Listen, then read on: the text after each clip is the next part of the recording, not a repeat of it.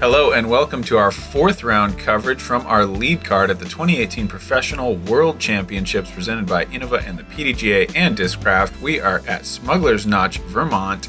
BigSexy commentary, Nate Sexton and Jeremy Koling. Gregg Barsby leading the way, Paul Ulibarri, Josh Anthon, Nikko Locastro. A little bit of separation, 4 strokes in the lead card.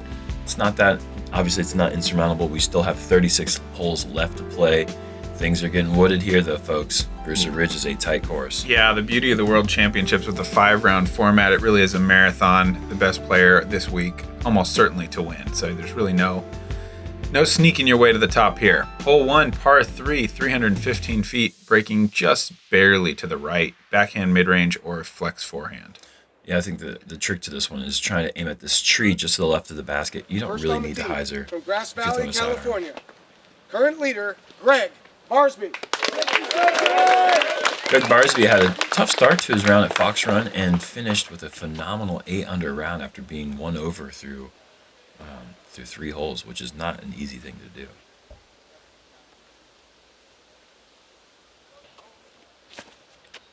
This is a really interesting. Well, I guess you like to hang it out wide if you're going to throw an overstable disc. Yeah, instead of the flex, he went more with a stand-up. Paul Ulibarri.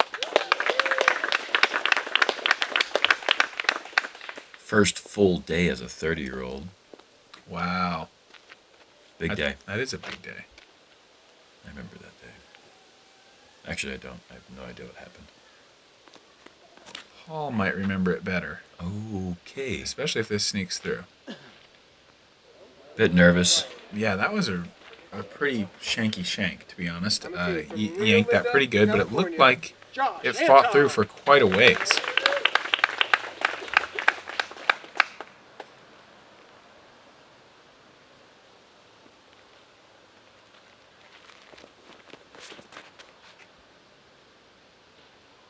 Whoa, that missed the fairway, but it's up there for a putt.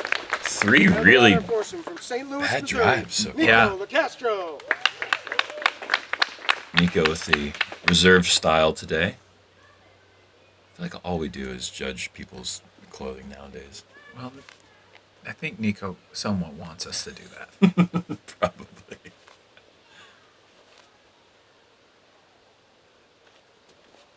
Oh my goodness, yes. This is some nerves here, folks. This has to be. Josh, I can't imagine, is too nervous. He's a player who's been here many times before. Obviously doing, I'm going to call this like the Buffalo Bills feat. He got second place 3 consecutive years at the World Championships. Yeah. Nikko with a nice layup there. Gregg actually has some work left. Yeah. And look how far Uli got goodness. through. Wow. Could you imagine if he had pulled away a birdie from that?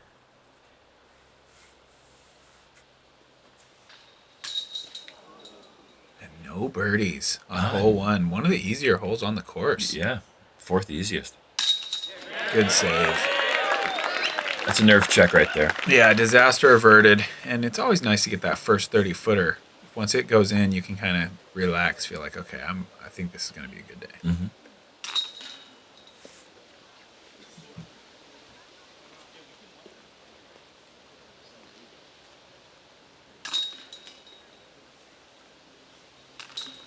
All pars, couple opportunities missed, but on to hole 2. Par 4, 550 feet, going straight ahead. You need your drive to finish just slightly right, although the OB stone wall is there looming. You want to go just around all these trees on the right now. Finish somewhere in the area of this short tee pad, ideally even beyond it. You can see you need to be right to access this secondary fairway to get up here to the pin. If you get right enough, you could throw a turnover putter. If you don't, then it's really going to be either a layup or a flex forehand to have any kind of chance of getting up here. But you always have to be aware of that OB wall. It runs the entire length of the hole. You take a bad kick, you can go over it very, very easily, and then you're making 5 at best. For a somewhat short par 4, it's kind of surprising that it's the second hardest hole in the course. What the heck? Gregg comes over the top on that in a big way, and he hit really the first tree, and I think he kicked left. And Paul with a nice commitment on his second shot. It's not in a good place, though. Oh, I thought it may have stood up, but it did not stand up enough. I think there's nothing but a layup there. We'll see what he does, but I would be surprised if he's got any kind of play. This needs to be kind on the trees. Looks like it was. Oh, he's going to be safe. Yeah, but not by a lot. Nikko with a nice little shot here. That's going to be it's going to be a good spot. Yeah. A flip up backhand or a turnover sidearm. There'll be these two options there. And this is a good recovery shot with the Rhino. And it's a smart play to finish a little bit further to the right side of the fairway. That'll give him a hyzer forehand approach if that's what he wants to do from there. Oh, and this is going way too left. At least he finds the middle of the fairway. It should be a fairly easy par. But I don't know if we're going to see a birdie on this hole either. Look at this play here from Josh. Tells you how difficult his lie was that he had to go to that, but it was a good play. I mean, he probably put himself to 60 to 70 feet. And Uli's going to see if he can prove me wrong and make something happen here. It looks like he can. Yeah, I mean, it's not going to be as close as he'd like, but yeah, he's near circle's edge. I'm going to count that as me proved wrong, because that was a nice escape shot. And this is Gregg's DX Rhino. Yeah, that's a good save. I want to borrow that disc and just throw it for a while till I can learn to do that. Whoa, Nikko, a little early, but wow, really nice ground play. Mm-hmm. Big birdie putt, just low from Josh.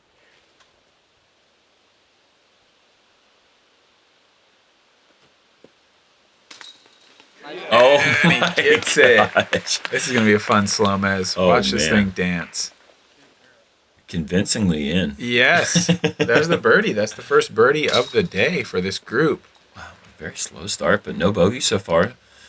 Saves there for Gregg on the first two holes. Yeah. And Josh just off the mark on the first two holes, and Nikko kind of in between. Don't worry, folks. If you love birdies, just stick around for one more hole. I can promise you a couple. That's because hole 3 is a 320-foot, 5-foot par 3, just a little uphill, really nothing in the way. It's an easy shot. A fairway driver, mid-range, even putter if you want to. You can only barely see the flagstick from the tee, but you can see the big pine tree. You just want to go out here a little right, hyzer in, give yourself as short of a putt as possible since it is an elevated basket.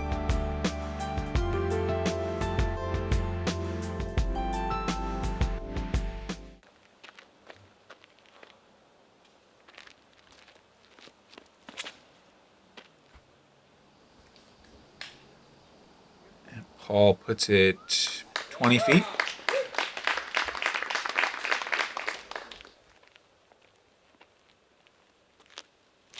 Gregg with the eagle, perhaps? Yeah. That looks very nice.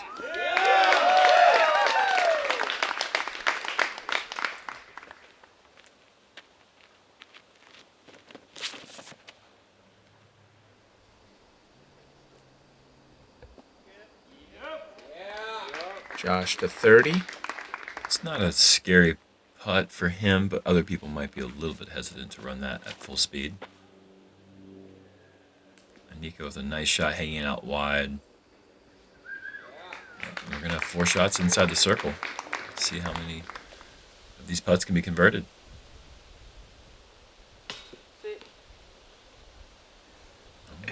Kind of sat.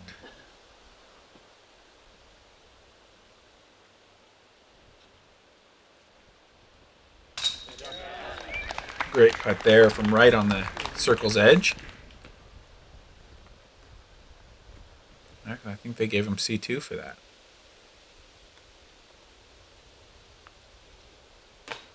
Oh boy, that had speed. Good. It didn't roll too bad. That was scary how it reacted. Good save. Good save. It's one of the first putts we've seen Paul miss. Actually, I believe it's the only putt we've really seen him miss inside the circle.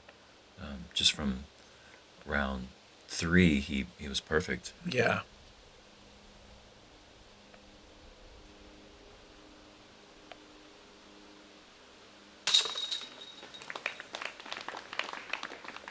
able to clean up his par, and Gregg is going to have about 8 feet left here.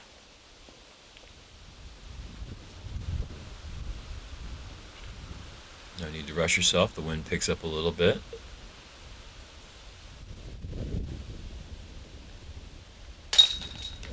Nicely done.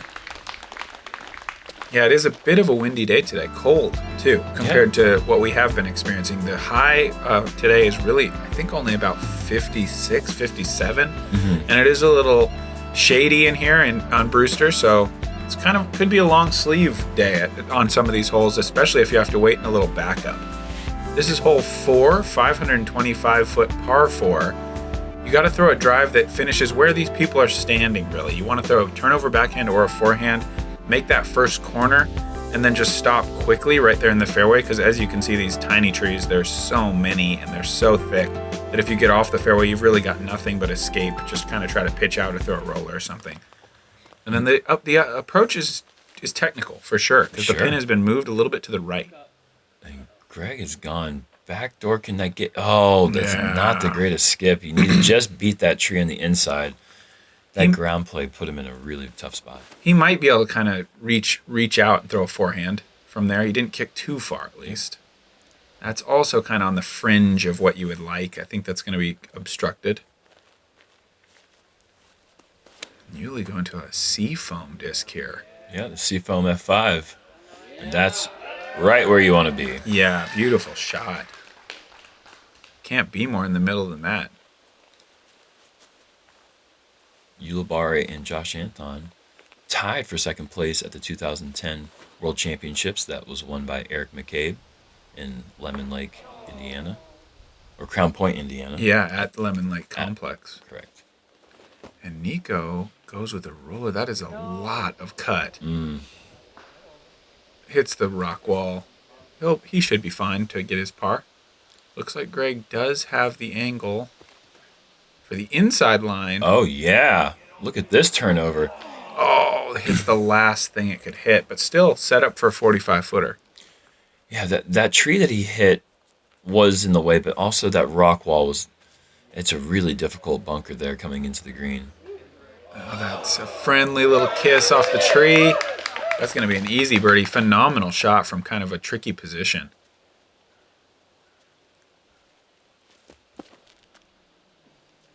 Ulibarri testing that wall.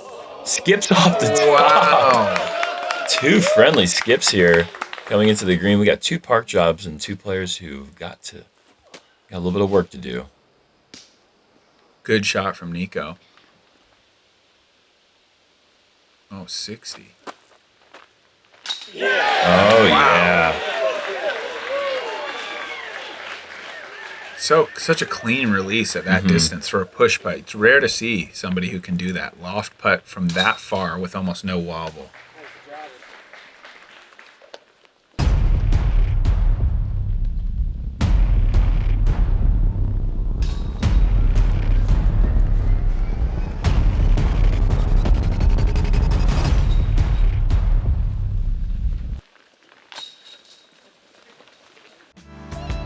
Nikko takes the only par. The other 3 players make birdie there on the 4th. Hole 5, par 3, 285 feet going down the path here. A lot of this course kind of plays through cross-country ski trails, so it's really some really nice fairways that are kind of already cleared for us, so really natural, great place for the disc to fly. This one you're going to go with a turnover mid or putter or a forehand. You got to just go straight over that gravel path and then break right late. It is a little downhill towards the basket. Stonewall OB on the entire left edge. And Gregg going with that MJ Eagle. And inside the corner tree, but not able to miss the big oak down there by the green. And Josh is early here. See if he can get lucky. No. Seen a lot of shots not go down the fairway that somehow managed to squeeze through these trees. I don't know how. And this is, okay, not OB at least, but a bad kick. I will sheepishly admit to missing the fairway twice and being 2 under on this hole. No, I will sheepishly admit to not birding this hole either time. I got pretty lucky here. Oh, this is looking OB. That is... Yeah, that was a grip lock. Straight out of bounds for Nikko. He's got a similar type of shot here, and this might be early.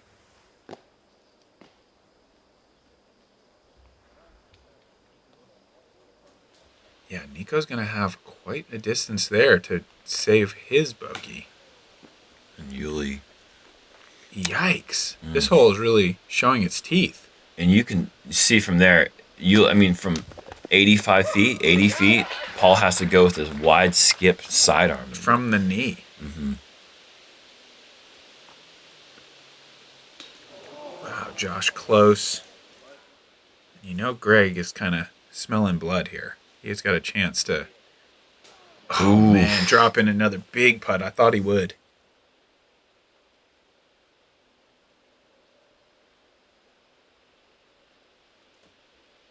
What a putt. Bogey save. Really clutch there.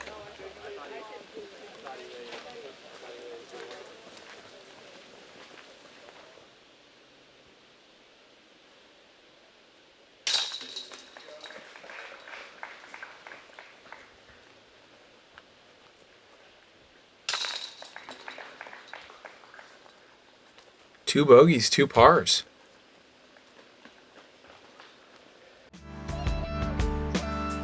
Hole 6, par 3, 365 feet going downhill to the left. Best play here is going to be a mid-range, right-hand, backhand. Just try to throw it through the gap with a little bit of hyzer. You've got one tree here that you can see coming up right in the middle. I think the best play is probably slightly long of it, but really who cares as long as you don't hit it. If you're on either side, you're going to make it down there close to the bark chips. Have yourself a birdie putt. I think the best play here is a slightly nose up mid-range with a little bit of hyzer and just let it glide down the hill. You don't want to go with anything too overstable. Swing the back edge of this fairway and have it late break in as Gregg is showing you. That is how you do it, folks. Fantastic shot. Mid-range or fairway driver, doesn't really matter. Whatever's most comfortable in your hand. Gregg seems to love these eagles, and he does a great job throwing technical lines. He's been doing it all week, and he's been doing it all his career. Yeah, really. You can hear the fan support for Gregg. That'll put him to 3 under through 6 holes. Good start. Josh is also looking very nice. It's kind of an ace run almost. Woo. What a shot.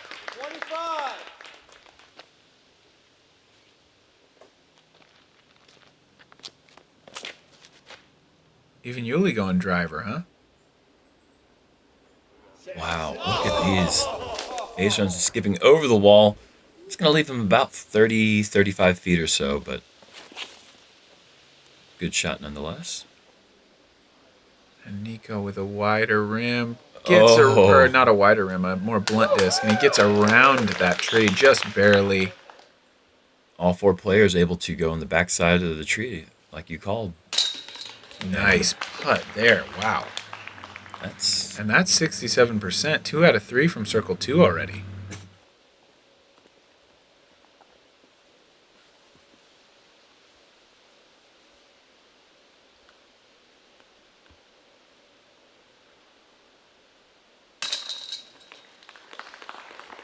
And Josh has never missed that putt in his entire career. Never. Looks like we're going to have a star frame on the really cool hole 6. I love this hole. I think it's a lot of fun. Yes, it is. And I think it illustrates, obviously these guys are playing at their absolute peaks to be in this position, 4th round lead card. I think this hole can sometimes feel like it's kind of lucky. But then you see these guys play it. They took all the luck out of it. They threw their drives so pinpoint that they're flying right down that fairway, that one tree in the middle, not a factor. They all hit their line exactly how they wanted to. Had 2 shots that even really had a chance for a highlight ace here, and really showing the form they're in, man. They're really playing fantastic. Hole 7, par 4, 665 feet. This one, our drone takes a little bit of a shortcut. Most of the players are going to play down this dirt road area with the backhand, kind of a flip-up shot, fairway driver, or maybe even distance driver if they're looking to get very aggressive. You'd like to reach that short tee pad you could see on the right of the screen to set up a shot down the stone wall. Nothing OB here. The stone wall is casual. You're just trying to make your way up. It's a long way through a lot of woods and the uphill finish to the elevated green.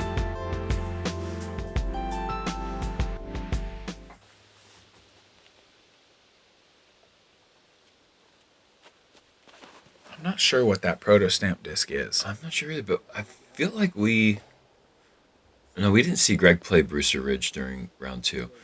But yeah, we saw him throwing it on Fox, though. Yes. That might have been a good kick. It's hard to tell. He's back down near the... Whoa. Never mind about that shot because we just had a grip lock there. I don't know which way that kicked, but that could be very deep in the woods. That is the shot right there. A little bit of flip up out of the hand. Take a skip forward and a roll forward, and yes, that's not perfectly on the road, but it's penetrated so far through, I expect he'll have a pretty doable shot from there.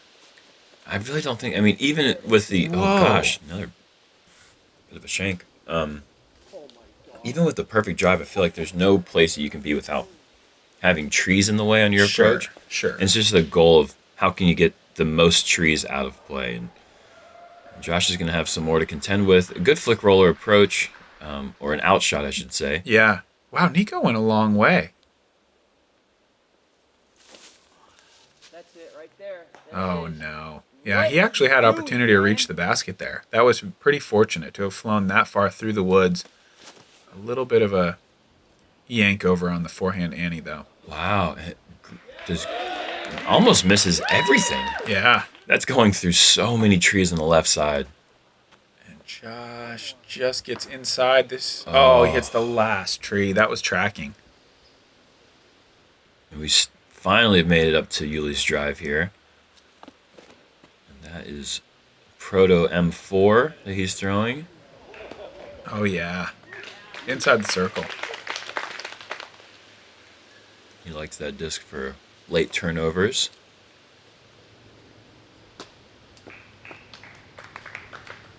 Nikko right up to the pin. He should have his par. Josh is looking at a bogey. And this would be a big-time birdie putt. Wow. Our third SloMez so far in the front nine alone. 2 of them going to Gregg Barsby. He's kind of hammering the fist down a bit here. He's showing that he knows what time it is. Yeah, it's go time. Exactly. That's exactly it. And that's going to put Good birdie from Ulibarri, too. Gregg's going to be 4 down through 7. And Uli is going to be 3 down through 7 with a bogey.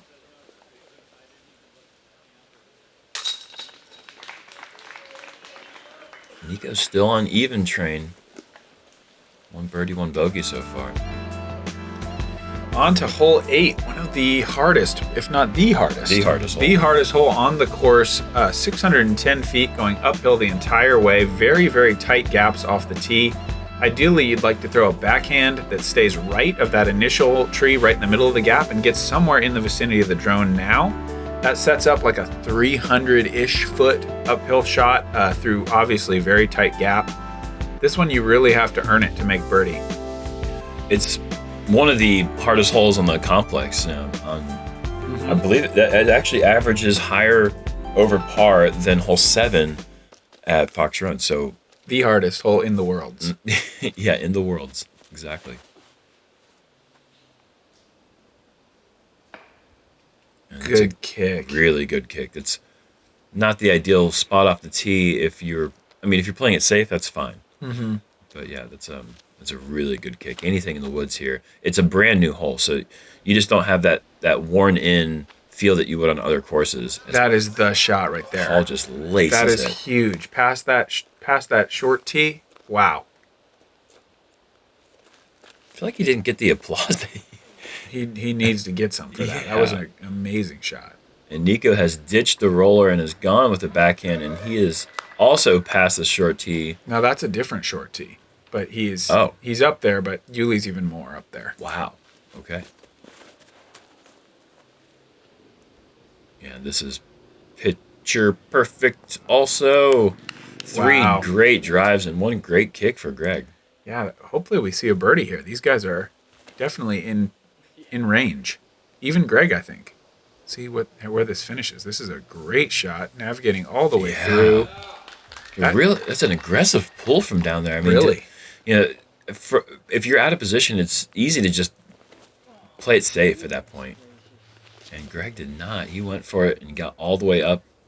Long putts for birdie, but still, I mean, putting for birdie on this hole, Yeah. you'll be happy with the result either way.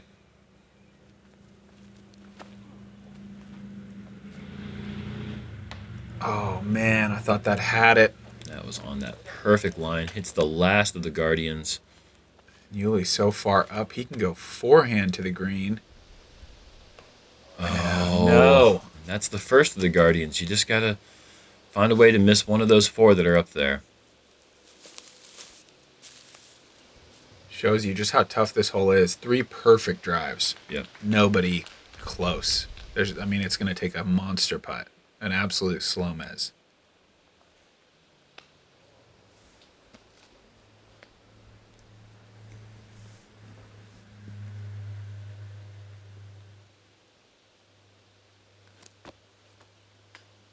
Not even it.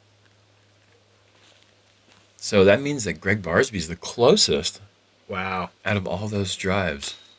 Oh my gosh. His putt is looking so deadly right now, even on that miss. And his stats say that he has 3 throw-ins, which means he has 3 outside circle 2 makes so far in the tournament. Well, I believe it was round 1. He had back-to-back over 100, like a 105 and a 110 back-to-back. Holes 11 and 12. What? On Fox, he made two consecutive shots over 100 feet, both for birdie 3s. Wow. Well, all 4 pars on hole 8. Not a bad score for a hole that's averaging over a half stroke above par. True. Hole 9, par 3, 370 feet. This one is dead straight. Really, really punishing rough on both sides. You've got to make this gap. Ideally, you want to hit the upslope just short of the pin and take your 1 skip, kind of slide over and control the speed. Because if you clear that in the air, clear that slope in the air, unlikely you're going to stop before the basket. You're just going to keep on cruising because it's a nice downhill slope, unless the trees save you or something, or maybe even the chains.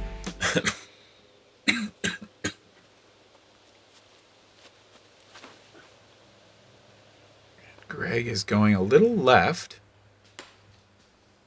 but that is going to be easy par.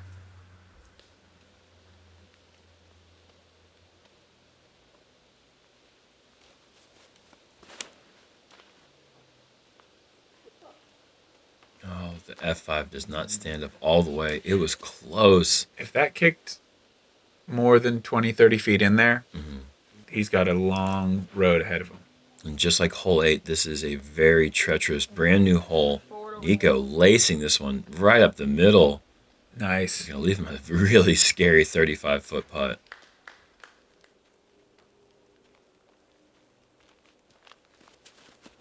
But yeah, the rough here is just not broken in. Once you get in there, you're basically you're going through uncharted territory. No matter where you go, you're dealing with stuff that no one else has broken through yet. And look at, Paul is just in a Brutal. almost But what a shot. Yeah, a good effort there. That's going to leave him. Death putt, but a putt. Mm-hmm. Gregg's got a little more to deal with than I thought, but not too much for him, obviously, with that technical forehand. Yeah, about 45 feet. This is a scary putt. Don't roll. Good. Drawing some chain, but that's going to leave him probably 25 feet left for his bogey. That's it. Oh. Man. Nikko cackles skyward. You never like to see that. Good birdie there for Josh.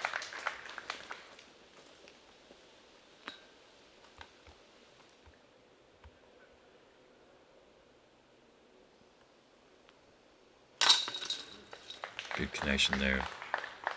It's going to drop him to 2 under for the front 9.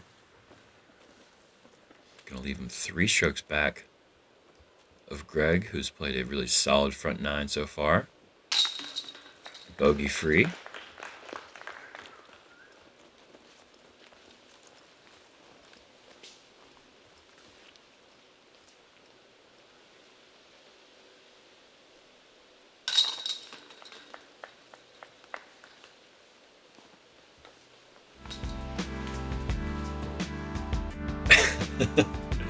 And that's going to do it for the front 9 as Greg goes 4 down. Paul, 4 birdies as well, matched with 2 bogeys. Nobody really killing it, though. No. And it looks like somebody named James Conrad might be killing it because he has moved up. Matt Oram as well. Paul Macbeth also charging. Yep. So many players still in the hunt here. Come back and join us. We've got the back 9 coming right up from round 4 of the Professional World Championships.